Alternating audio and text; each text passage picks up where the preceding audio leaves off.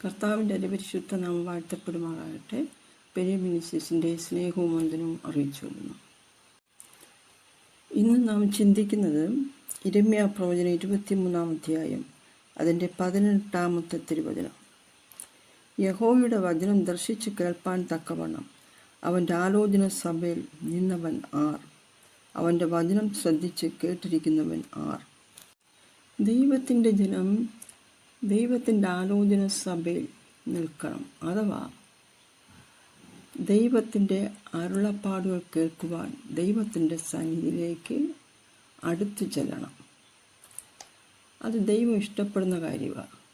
ദൈവത്തിൻ്റെ ആലോചന എന്ന് പറയുമ്പോൾ ദൈവം തൻ്റെ ജനത്തിന് കൊടുത്തിരിക്കുന്ന ആ പ്രമാണം തന്നെയാണ്. ദൈവത്തോട് അടുത്ത് ചെല്ലുന്ന വ്യക്തിക്ക്, അതായത് ദൈവത്തോട് സമയം ചെലവഴിക്കുന്ന, പ്രാർത്ഥനയിൽ ചെലവഴിക്കുന്ന, ദൈവത്തോട് സംസാരിക്കുന്ന, ദൈവത്തിൻ്റെ ശബ്ദം കേൾക്കാൻ ആഗ്രഹിക്കുന്ന ഒരു സ്നേഹിതനെ പോലെ കർത്താവിനോട് തുറന്ന് സംസാരിക്കുന്ന, ഹൃദയം തുറന്ന് സംസാരിക്കുന്ന ആ വ്യക്തികളോടാണ് ദൈവത്തിൻ്റെ ഇഷ്ടത്തെ വെളിപ്പെടുത്തുന്നത്.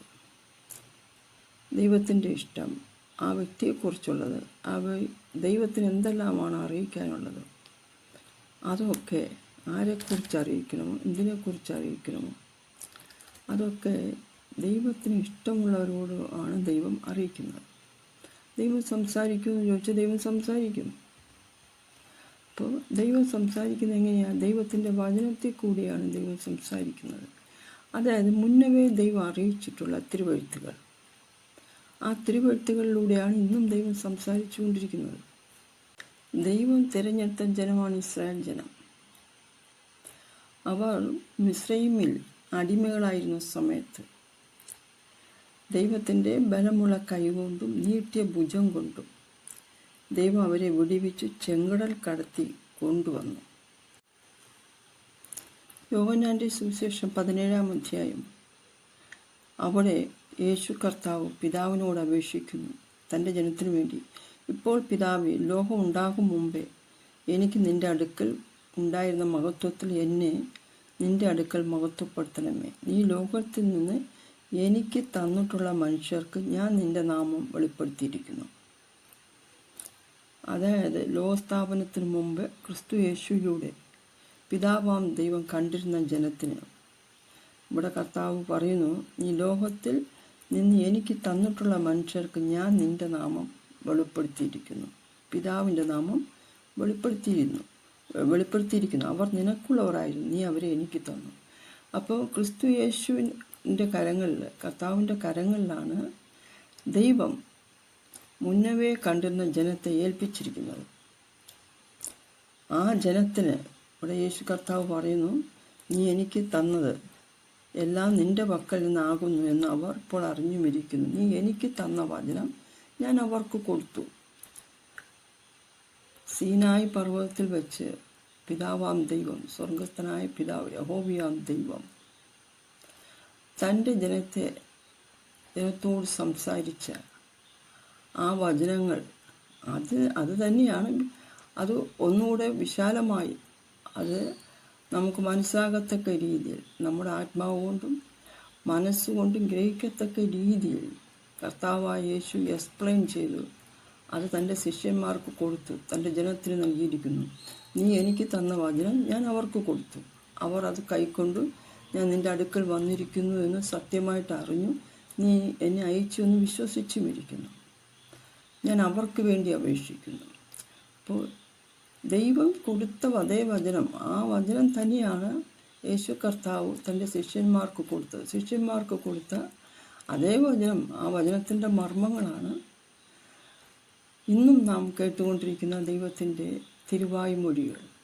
ഇത് നമ്മൾ ദൈവത്തോട് അടുത്ത് ചെന്ന് ആ വചനം ദർശിച്ച് കേൾപ്പാൻ തക്കവണ്ണം അതിൻ്റെ വെളിപ്പാട് മനസ്സിലാക്കി കർത്താവ് ആ വചനത്തിൻ്റെ മർമ്മങ്ങൾ നമുക്ക് തന്നിരിക്കുന്ന ആ വെളിപ്പാട് ദൈവത്തിങ്കിൽ നിന്ന് പ്രാപിച്ച് അത് നാം അതനുസരിച്ച് ജീവിക്കുകയും മറ്റുള്ളവർക്ക് പകർന്നു കൊടുക്കുവാൻ ദൈവം ആഗ്രഹിക്കുന്നത് പോലെ പകർന്നു കൊടുക്കുകയും ചെയ്യണം. അതാണ് ദൈവത്തിൻ്റെ ആലോചന സഭയിൽ നിൽക്കുന്ന ഒരു ശുശ്രൂഷകനായിരുന്നാലും ഒരു വിശ്വാസിയായിരുന്നാലും ചെയ്യേണ്ട കാര്യം, ദൈവത്തിങ്കൽ നിന്ന് കേട്ട്, ദൈവത്തിങ്കൽ നിന്ന് വെളിപ്പാട് പ്രാപിച്ച്, ദൈവത്തിൻ്റെ വചനം ദർശിച്ച്, ദൈവത്തിൽ നിന്ന് കേട്ട് അതിൻ്റെ മർമ്മങ്ങൾ മനസ്സിലാക്കി അതനുസരിച്ച് ജീവിക്കുകയും മറ്റുള്ളവർക്ക് പകർന്നു കൊടുക്കുകയും വേണം. അതാണ് എൻ്റെ ആലോചന സഭയിൽ നിൽക്കണമെന്ന് കർത്താവ് പറയുന്നത്.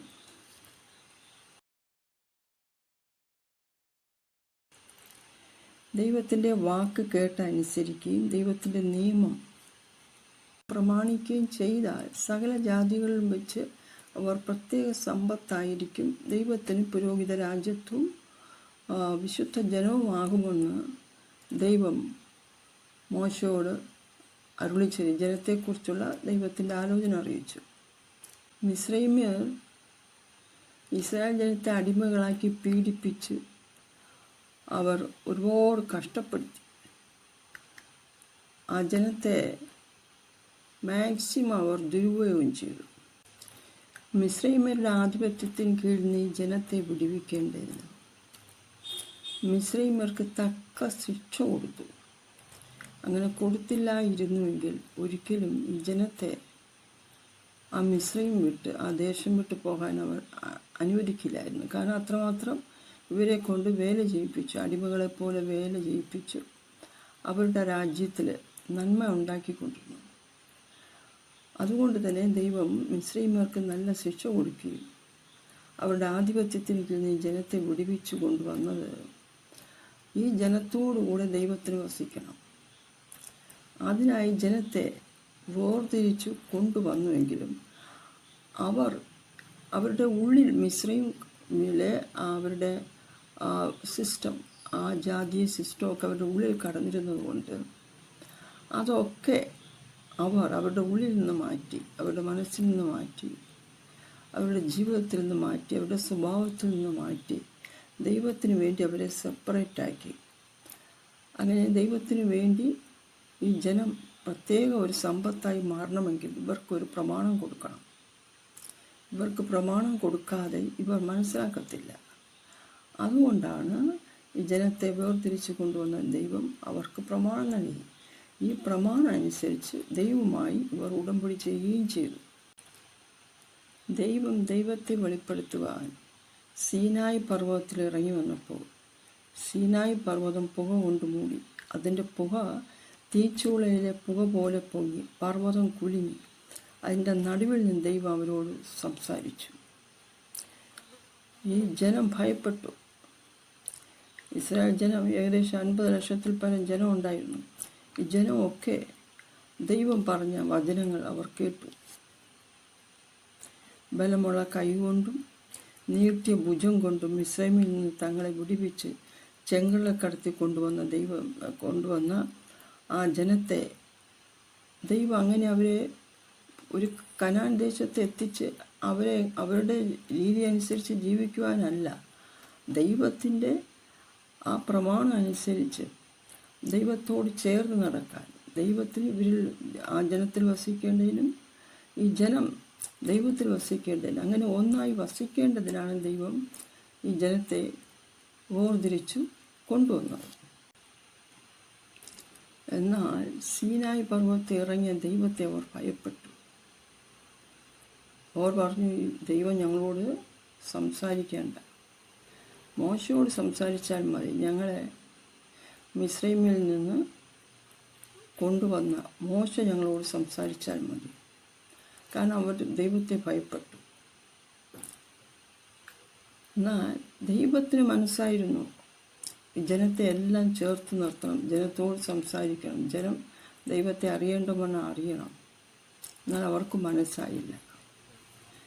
ഇത് തന്നെയാണ് കർത്താവായ യേശു ഭൂമിയിലായിരുന്നപ്പോൾ തൻ്റെ ജനത്തിന് വേണ്ടി ദൈവത്തോട് പ്രാർത്ഥിക്കുന്ന ഒരു പ്രാർത്ഥന യോഹന്നാൻ്റെ സുവിശേഷം 17-ാം അധ്യായത്തിൽ നമുക്ക് മനസ്സിലാക്കാൻ കഴിയും. യോഹന്നാൻ്റെ സുവിശേഷം 17-ാം അധ്യായം, അവിടെ യേശു കർത്താവ് പിതാവിനോട് അപേക്ഷിക്കുന്നു തൻ്റെ ജനത്തിനു വേണ്ടി. ഇപ്പോൾ പിതാവേ, ലോകം ഉണ്ടാകും മുമ്പേ എനിക്ക് നിൻ്റെ അടുക്കൽ ഉണ്ടായിരുന്ന മഹത്വത്തിൽ എന്നെ നിൻ്റെ അടുക്കൽ മഹത്വപ്പെടുത്തണമേ. നീ ലോകത്തിൽ നിന്ന് എനിക്ക് തന്നിട്ടുള്ള മനുഷ്യർക്ക് ഞാൻ നിൻ്റെ നാമം വെളിപ്പെടുത്തിയിരിക്കുന്നു. അതായത് ലോകസ്ഥാപനത്തിന് മുമ്പ് ക്രിസ്തു യേശുവിലൂടെ പിതാവാം ദൈവം കണ്ടിരുന്ന ജനത്തിന് ഇവിടെ കർത്താവ് പറയുന്നു, ഈ ലോകത്തിൽ നിന്ന് എനിക്ക് തന്നിട്ടുള്ള മനുഷ്യർക്ക് ഞാൻ നിൻ്റെ നാമം വെളിപ്പെടുത്തിയിരിക്കുന്നു. പിതാവിൻ്റെ നാമം വെളിപ്പെടുത്തിയിരിക്കുന്നു. അവർ നിനക്കുള്ളവരായിരുന്നു, നീ അവരെ എനിക്ക് തന്നു. അപ്പോൾ ക്രിസ്തു യേശുവിൻ്റെ കരങ്ങളിൽ, കർത്താവിൻ്റെ കരങ്ങളിലാണ് ദൈവം മുന്നവേ കണ്ടിരുന്ന ജനത്തെ ഏൽപ്പിച്ചിരിക്കുന്നത്. ആ ജനത്തിന് ഇവിടെ യേശു കർത്താവ് പറയുന്നു, നീ എനിക്ക് തന്നത് എല്ലാം നിൻ്റെ പക്കൽ നിന്നാകുന്നു എന്ന് അവർ ഇപ്പോൾ അറിഞ്ഞുമിരിക്കുന്നു. നീ എനിക്ക് തന്ന വചനം ഞാൻ അവർക്ക് കൊടുത്തു. സീനായി പർവ്വതത്തിൽ വെച്ച് പിതാവാം ദൈവം, സ്വർഗസ്ഥനായ പിതാവ് യഹോവയാം ദൈവം തൻ്റെ ജനത്തോട് സംസാരിച്ച ആ വചനങ്ങൾ അത് തന്നെയാണ്. അത് ഒന്നുകൂടെ വിശാലമായി അത് നമുക്ക് മനസ്സിലാകത്തക്ക രീതിയിൽ, നമ്മുടെ ആത്മാവ് കൊണ്ടും മനസ്സുകൊണ്ടും ഗ്രഹിക്കത്തക്ക രീതിയിൽ കർത്താവായ യേശു എക്സ്പ്ലെയിൻ ചെയ്തു. അത് തൻ്റെ ശിഷ്യന്മാർക്ക് കൊടുത്തു, തൻ്റെ ജനത്തിന് നൽകിയിരിക്കുന്നു. നീ എനിക്ക് തന്ന വചനം ഞാൻ അവർക്ക് കൊടുത്തു. അവർ അത് കൈക്കൊണ്ട് ഞാൻ നിൻ്റെ അടുക്കൽ വന്നിരിക്കുന്നു എന്ന് സത്യമായിട്ട് അറിഞ്ഞു. നീ എന്നെ അയച്ചു എന്ന് വിശ്വസിച്ചുമിരിക്കുന്നു. ഞാൻ അവർക്ക് വേണ്ടി അപേക്ഷിക്കുന്നു. അപ്പോൾ ദൈവം കൊടുത്ത അതേ വചനം, ആ വചനം തന്നെയാണ് യേശു കർത്താവ് തൻ്റെ ശിഷ്യന്മാർക്ക് കൊടുത്തത്. ശിഷ്യന്മാർക്ക് കൊടുത്ത അതേ വചനം, ആ വചനത്തിൻ്റെ മർമ്മങ്ങളാണ് ഇന്നും നാം കേട്ടുകൊണ്ടിരിക്കുന്ന ദൈവത്തിൻ്റെ തിരുവായ്മൊഴികൾ. ഇത് നമ്മൾ ദൈവത്തോട് അടുത്ത് ചെന്ന് ആ വചനം ദർശിച്ച് കേൾപ്പാൻ തക്കവണ്ണം അതിൻ്റെ വെളിപ്പാട് മനസ്സിലാക്കി കർത്താവ് ആ വചനത്തിൻ്റെ മർമ്മങ്ങൾ നമുക്ക് തന്നിരിക്കുന്ന ആ വെളിപ്പാട് ദൈവത്തിങ്കിൽ നിന്ന് പ്രാപിച്ച് നാം അതനുസരിച്ച് ജീവിക്കുകയും മറ്റുള്ളവർക്ക് പകർന്നു കൊടുക്കുവാൻ ദൈവം ആഗ്രഹിക്കുന്നത് പോലെ പകർന്നു കൊടുക്കുകയും ചെയ്യണം. അതാണ് ദൈവത്തിൻ്റെ ആലോചന സഭയിൽ നിൽക്കുന്ന ഒരു ശുശ്രൂഷകനായിരുന്നാലും ഒരു വിശ്വാസിയായിരുന്നാലും ചെയ്യേണ്ട കാര്യം. ദൈവത്തിങ്കിൽ നിന്ന് കേട്ട്, ദൈവത്തിങ്കിൽ നിന്ന് വെളിപ്പാട് പ്രാപിച്ച്, ദൈവത്തിൻ്റെ വചനം ദർശിച്ച്, ദൈവത്തിൽ നിന്ന് കേട്ട് അതിൻ്റെ മർമ്മങ്ങൾ മനസ്സിലാക്കി അതനുസരിച്ച് ജീവിക്കുകയും മറ്റുള്ളവർക്ക് പകർന്നു കൊടുക്കുകയും വേണം. അതാണ് എൻ്റെ ആലോചന സഭയിൽ നിൽക്കണമെന്ന് കർത്താവ് പറയുന്നത്. കർത്താവ് യേശു പിതാവിനോട് അപേക്ഷിക്കുന്ന മറ്റൊരു കാര്യമുണ്ട്. നാം ഒന്നായിരിക്കുന്നത് പോലെ, പിതാവും പുത്രനും ഒന്നായിരിക്കുന്നത് പോലെ അവരും ഒന്നാകേണ്ടതിന് ഞാൻ അവരിലും നീ എന്നിലുമായി അവർ ഐക്യത്തിൽ തികഞ്ഞവരായിരിക്കേണ്ടതിന് തന്നെ. അതായത് ദൈവത്തിൻ്റെ ആത്മാവിനാൽ ദൈവത്തിൻ്റെ ജനം ഏകമനസ്സോട് ഏകഭാവത്തോട് ക്രിസ്തുവിൽ ഒന്നായിരിക്കണമെന്ന് കർത്താവ് ആഗ്രഹിക്കുന്നു. അങ്ങനെ ഒന്നായിരിക്കുന്നുവെങ്കിൽ പിതാവും പുത്രനും ഒന്നായിരിക്കുന്നത് പോലെ നാം പരിശുദ്ധാത്മാവിനാൽ നമുക്ക് ഒന്നായി ക്രിസ്തുവിൽ ഒന്നായി വസിക്കാൻ കഴിയും. ഇതാണ് ദൈവം ആഗ്രഹിക്കുന്നത്. അപ്പനും മക്കളും ആ ഒരു പദവിയിലോട്ട് നമ്മെ കൊണ്ടുവന്ന് നിത്യനായ ദൈവത്തോടു കൂടെ നിത്യതയിൽ പാർപ്പിക്കുവാൻ ദൈവം ആഗ്രഹിക്കുമ്പോൾ ദൈവത്തിൻ്റെ ആലോചന സഭയിൽ നാം നിൽക്കണം. ദൈവത്തിൻ്റെ വചനം ദർശിച്ച് നാം കേൾക്കണം, അതനുസരിക്കണം. ആ ദർശിച്ച് കേൾക്കുന്ന അഥവാ വെളിപ്പാട് പ്രാപിച്ച ജനം ആ വെളിപ്പാട് മനസ്സിലാക്കിയിട്ട് അതിനെ മറ്റുള്ളവർക്ക് വെളിപ്പെടുത്തി കൊടുക്കണം. ഇത് മാത്രമേ ദൈവം നമ്മിൽ നിന്ന് ആഗ്രഹിക്കുന്നുള്ളൂ. ഇത് നാം ചെയ്തേ മതിയാവും. ഏകനീതിമാനും ഏക കർത്താവും ഏകരക്ഷകനുമായ യേശു ക്രിസ്തു എന്ന കാര്യസ്ഥൻ നമുക്ക് പിതാവിൻ്റെ അടുക്കലുണ്ട്. ആ കർത്താവാകും നമുക്ക് പാപങ്ങൾക്ക് പ്രായശ്ചിത്തം ആയി, നമ്മുടേതിന് മാത്രമല്ല സർവ്വലോകത്തിൻ്റെയും പാപത്തിന് തന്നെ. എന്നാൽ ഈ സർവ്വലോകത്തിലെ മനുഷ്യർക്ക് വേണ്ടി ദൈവം കർത്താവായ യേശു പിതാവിനോട് അപേക്ഷിക്കുന്നില്ല. തൻ്റെ ജനത്തിന് വേണ്ടി, തൻ്റെ രക്തത്താൽ വീണ്ടെടുക്കപ്പെട്ട തൻ്റെ ജനത്തിന് വേണ്ടി മാത്രമാണ് യേശു കർത്താവ് പിതാവിനോട് ഇന്നും അപേക്ഷിക്കുന്നത്. നാം എവിടെയെങ്കിലും ബലഹീനരാകുന്നുവെങ്കിൽ, എവിടെയെങ്കിലും നമ്മുടെ റൂട്ട് മാറുന്നുണ്ടെങ്കിൽ, അവിടെയൊക്കെ കർത്താവായ യേശു നമുക്ക് കാര്യസ്ഥനായി പിതാവിൻ്റെ വലത്തുഭാഗത്തുണ്ട്. അല്ലാതെ ലോകത്തിൽ എല്ലാവർക്കും വേണ്ടി യേശു അപേക്ഷിക്കുന്നൊന്നുമില്ല. അങ്ങനൊരു മധ്യസ്ഥനില്ല. തൻ്റെ രക്തത്താൽ വീണ്ടെടുക്കപ്പെട്ട തൻ്റെ ജനം ദൈവത്തിൻ്റെ പ്രമാണം അനുസരിക്കണമെന്നുള്ളത് ദൈവീയ വ്യവസ്ഥയാണ്.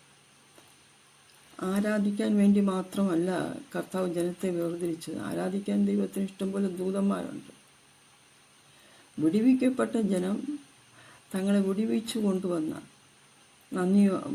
കൊണ്ടുവന്ന ആ നന്മയെ ഓർത്ത് ദൈവത്തിന് മഹത്വം കരയേറ്റേണ്ടതും ആരാധിക്കേണ്ടതും സ്തോത്രയാഗം അർപ്പിക്കേണ്ടതുമൊക്കെ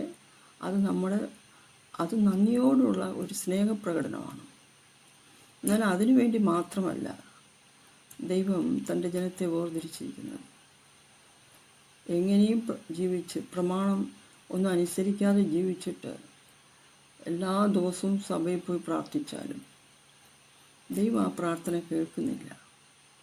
പ്രമാണ ലംഘികളുടെ പ്രാർത്ഥന ദൈവം കേൾക്കുന്നില്ല. അതുകൊണ്ട് തന്നെ ദൈവത്തിൻ്റെ ആലോചന സഭയിൽ നാം നിൽക്കേണ്ടത് ആവശ്യമാണ്. ഈ വചനങ്ങളാൽ കർത്താവ് എവരെ അനുഗ്രഹിക്കട്ടെ എന്ന് പറഞ്ഞുകൊണ്ട് ഞാൻ എൻ്റെ വാക്കുകളെ ചുരുക്കുന്നു. കണ്ണുകളടയ്ക്കാൻ പ്രാർത്ഥിക്കാം. മഹാപരിശുദ്ധ ദൈവമേ, സ്വർഗസ്ഥനായ ഞങ്ങളുടെ പിതാവേ, അങ്ങയുടെ ആലോചന സഭയിൽ നിന്നുകൊണ്ട് കർത്താവെ, അങ്ങയുടെ വചനം ദർശിച്ച് കേട്ട് അങ്ങയുടെ വചനത്തിൻ്റെ മർമ്മങ്ങൾ ദൈവമേ, ആ മർമ്മത്തിൻ്റെ വെളിപ്പാടുകൾ മനസ്സിലാക്കി അതനുസരിച്ച് ജീവിപ്പാനും അത് മറ്റുള്ളവർക്ക് വെളിപ്പെടുത്തി കൊടുക്കുവാനും അങ്ങയുടെ ജനത്തെ സഹായിക്കണമെന്ന് പിതാവിനോട് അപേക്ഷിക്കുന്നു. യേശു ക്രിസ്തുവിൻ്റെ തന്നെ നാമത്തിൽ തന്നെ.